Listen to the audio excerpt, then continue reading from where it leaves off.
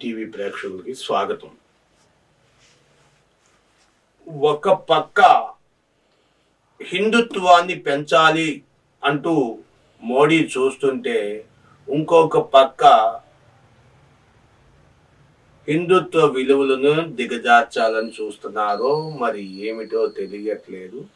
దేవుడి సొమ్ముని కాజేయాలనుకుంటున్నారో.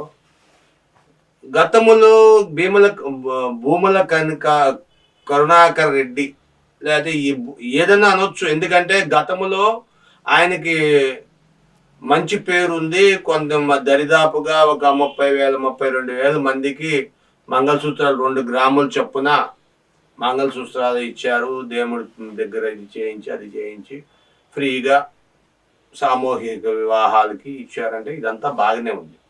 అయితే ఇప్పుడు టిటిడి దేవస్థానానికి చైర్మన్గా అయినాక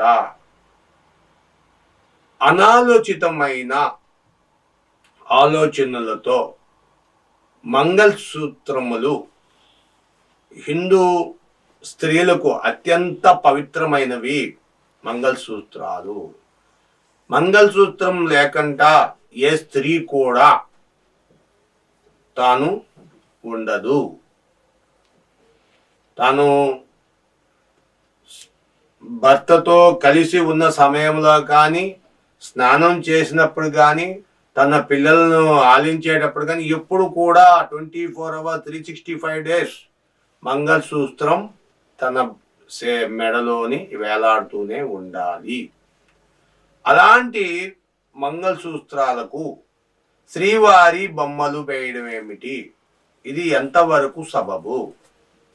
హిందుత్వాన్ని కాలరాయాలనా?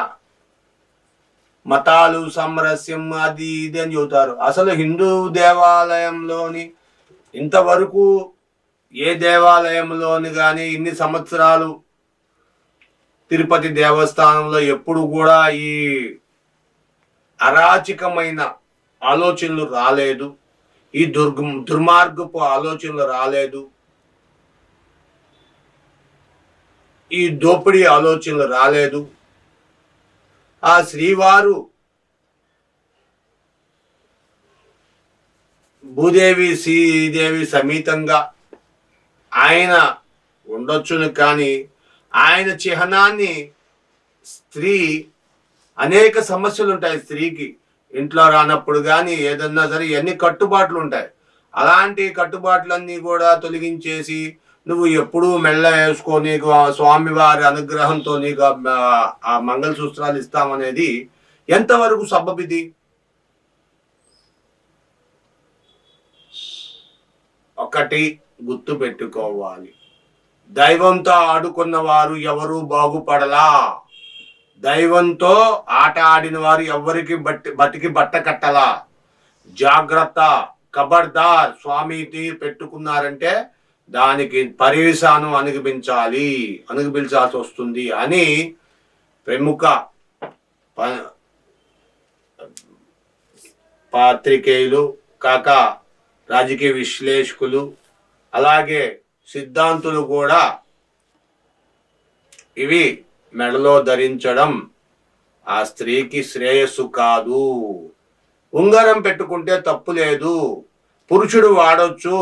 అవసరమైనప్పుడు దాన్ని ధరించుకొని అవసరమైనప్పుడు తీసి బీరువాలో చక్కగా పెట్టుకుంటాడు. అది నగ కాదు, అలంకార ప్రేయం కాదు. తన మాంగళ్యం, ఆ మాంగళ్యం తన శరీరాన్ని తగిలించుకొని తన సౌభాగ్యానికి చిహ్నంగా తన ఒంటి మీదే ఉంచుకుంటుంది. కాబట్టి ఇలాంటిది వాడకూడదు అని పౌరోహితులు, పెద్ద పెద్ద గురువులు, మతాధికారులు చెబుతున్నారు. ఇది ఎంతవరకు సబబో ఆలోచించి వెంటనే తగు చర్య తీసుకోగలరని చెప్తున్నాం. దయచేసి కామెంట్ రూపంలో మీ అభిప్రాయాన్ని తెలియజేయండి. ప్రతి ఒక్కరూ వాచ్ చేయండి. మీకు తెలియని వారికి, మాకు తెలియని వారికి మీరు షేర్ చేసి మీ అభిప్రాయాన్ని వారి ద్వారా తెలుసుకొని మాకు షేర్ చేయండి. Thank you for watching our channel. Thank you. Subscribe చేయండి, లైక్ చేయండి. Thank you. మీ ఒక్క లైక్ మాకు ఎన్నో అభిప్రాయాలను, ఎన్నో ప్రోత్సాహాన్ని కలిగజేస్తుంది. Thank you for watching our videos.